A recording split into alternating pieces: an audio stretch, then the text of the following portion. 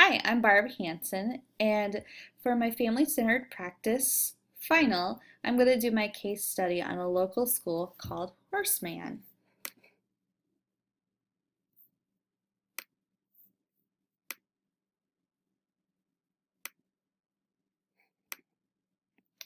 Okay, before we start looking at the elementary school specifically, I want you to get a little background information on the community. This will help you see the demographics better of the population being served, which I think is important to understand. There's about 25,000 people here.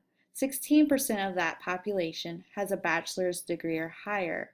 So the majority, obviously, is not college educated, or if they are, it's a 2-year technical degree.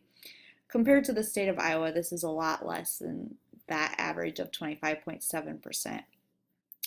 What's also unique to this area is that the primary language spoken at home in 12.8% of the families is not English. So 1 in 10 families will speak some other language, most of them Spanish for this region. The median household income is $37,901, a lot less than the state of Iowa average, which is $51,843. So this is a lower income community. The school that we're looking at is called Horseman, where there are 265 students enrolled. The district has 4,531 students. There's several elementary schools in this district, but this is considered a community school. Therefore, all the students that attend there live in a very close radius to Horseman. The average class size in the district is 20 students. 45.5% are free and reduced lunch at Horseman, whereas for the district overall, 58.6% are free and reduced lunch. This is an important statistic. To be free and reduced lunch, for those of you who may not know, is based on income. So when looking at poverty or low income, this is a good statistic to use for school-aged children. 28.8% are minority, which is almost quadruple what it is in the districts surrounding at 6.1%. When we look at the 2012 proficiency, I wanted to point out Horseman's reading scores were 62% of their students were proficient, where the district overall of third graders was 57% proficient in reading. Again, that was in 2012. The mission for the district is a quality education for each and every student. According to the teachers I talked to, this is displayed all over in the classrooms and across the schools. Horseman specifically has what I'm told is R2C. My daughter is a student there, and she says this is shared often. A couple of the teachers I spoke with said they hear it on the announcements. It's talked about regularly. It's displayed. And what R2C stands for, 2 R's, respectful and responsible, and the C is for compassionate. We are the Horseman family isn't something that's placed anywhere, but it's kind of this unsaid motto, and it's what made me want to do my case study on Horseman. Was when my daughter came home one day and had waved bye to her principal saying, "That's my Horseman family." We all know that when we're looking at a family-centered practice, there are 2 components. The first of those is the relational aspects. The principal of this Horseman Elementary told me, relationships are critical to the success and strength of our school. So already, as the leader, the foundation in building that relationship with the families is there. And then again, that R2C, that respectful, responsible, compassionate ideology, lays a firmer foundation for staff, teachers, and students, and anybody involved to create a welcoming community.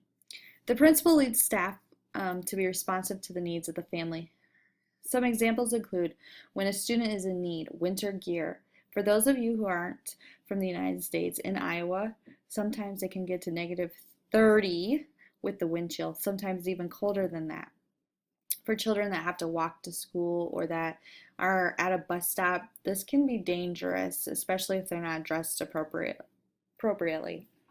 So, Horseman will work with community agencies to try to make sure all their students have that winter gear, especially the families that can't afford it. But in the past, they've even assisted with family members getting coats that did not have them. They've rallied together as a staff to gather money to get holiday gifts for those who are in need. Financial support, what I'm referring to there is if somebody needs help, they will work together. The best example is kind of a very sad one I'll share with you. Quite recently, my daughter lost a classmate. He was in fourth grade with her, and he had been battling cancer for about 2 years. And during that time frame, this school united so strongly. It was extremely moving. It still is. They would hold events to raise money for the family. At those events, you saw teachers, administration, staff, students' families, all working together for a common cause to make sure that that family just had the not only the emotional but the financial assistance that they needed to get the care they needed for their child. And you still see that even in the child's passing, fundraising to help them with the expenses that remain. Transportation and employment. I talked to a couple parents that had some obstacles and how the school had connected them with some resources and advice so that wasn't an issue.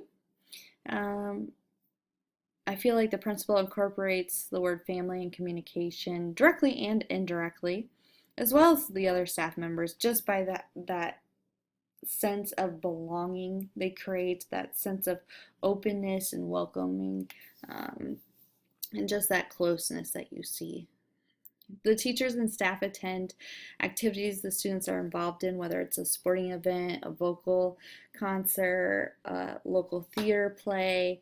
You will look out in the crowd and you will see if a student is there, someone from their school is likely there as well. Some of the teachers I spoke with said that by having this connection with the students' families helps them also engage the students in the classroom by connecting subjects they are looking at to the personal lives. They may bring in, relate something to where dad works or what it's like to have older siblings or somewhere that they know the family enjoys spending their time. By having that foundation and that information just helps them connect with their students more. Okay, so the other part of a family-centered practice is obviously the participatory aspect. Horseman is individually flexible, responsive to family concerns and priorities. They look at each child and treat them as they need to. If a child needs challenged more, they will get them in the programming necessary. If they need to get some remedial assistance, that will be provided. If the family has some struggles, they will provide the supports those families need. There's also so many opportunities for active involvement, to be a part of the decision making and the choices. The PTA, the Parent Teacher Association, is very active. Parent-teacher conferences, the parents get notified in advance, have the opportunity to say what they'd like to discuss at those conferences, voice their concerns, look at any issues that's going on. There's a lot of activities created to facilitate family-school relationship. There's a fall festival and a back-to-school night with games geared toward families getting involved with the staff and the instructors. The math day and literacy luncheons are designed to bring families in and spend a brief amount of time in the classroom with their child, giving parents competency and skills that they may not have to help their children with their homework, and also to just get them in the classroom and see the child connect with the parent in a different way. Holiday parties are often often held. There's assemblies in recognition of student successes. They're always celebrating their students. And when they celebrate the students, they have the parents there, they have the family members there, they make it an assembly. There's other ways parents can get involved as volunteers, chaperoning field trips, reading with students. The communication is very open. I've never had an issue contacting them, whether it's via email, phone, or walk-in. They send out newsletters, postings on their website. Everything's in English as well as Spanish, because remember I said 1 in 10 families in the district is Spanish or not English speaking. So they make that accommodation to fit that need. They're very flexible. This is the definition we use for evidence practice. This is the definition we use for if a practice is family-centered. I'm not going to read it to you because we know that. I want to point out this picture on the left side. My daughter drew this of Horseman. What she felt her school was. The paws represent bulldogs because that's their mascot.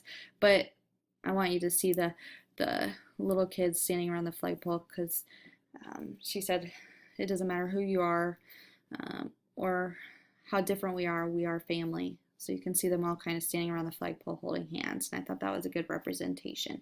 Down in the right you see a picture again of the principal with a bunch of students. They put up a library, a lending library that the kids can access outside of school hours with their family members. Bring a book, take a book, return a book. Just another way to connect with the community. Some more pictures. We'll start in the upper left. Families went caroling to local nursing homes, and that was organized by the school. Lower left, my daughter at literacy lunch, where we come and read with our children. This is a picture of her teacher with her at her vocal concert. The lower right hand is her with her principal. You can just see the bond that he has created. The response to these practices increased engagement not only of families but also children, a positive impact on homework completion, higher test scores than several of the schools in the district. You feel comfortable reaching out to the school when you're concerned. With supportive services, there's less stress at home, leads to suggesting that a child can focus more on their education. They don't have to worry about those other things. There's resources available for families to help with their academics. Here's a quick video that I had made with my daughter. She has some good insight, I think, to offer. Just a minute. Hi, Ava. As a fourth grader at Horseman, can you tell us how your principal makes you feel like family, as you've told me in the past? Well, he calls you family, so I think that so everyone can feel special about themselves. Also, he says nice things on the announcements.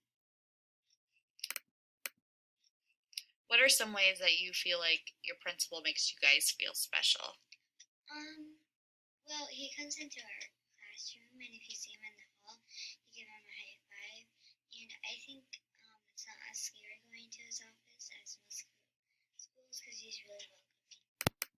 And is there anything different about this school compared to other schools you've been at? Well, this school is actually smaller, but in a nice way so that you feel cozy and comfortable. Okay, so I had to cut that short because I know I'm down to less than a minute, but barriers to being family-centered. Parents are disengaged due to lifestyle. Teachers said sometimes they run into parents that just don't have the time to meet with them or be a part of the classroom activities. Staff not able to connect with families due to their own busy life schedules. Need for additional resources like counseling, problems that the families encounter, but there's not funding for. Poverty creates its own set of barriers, or lack of family control over academia. They aren't able to make decisions on what the teachers are teaching. You can read this in conclusion, some quotes I have about the school. We are unique in the closeness we have with our students. I have never felt that in any other school, said a teacher. I think Horseman is an excellent example of a family-centered practice in making a difference that way in education. Thank you.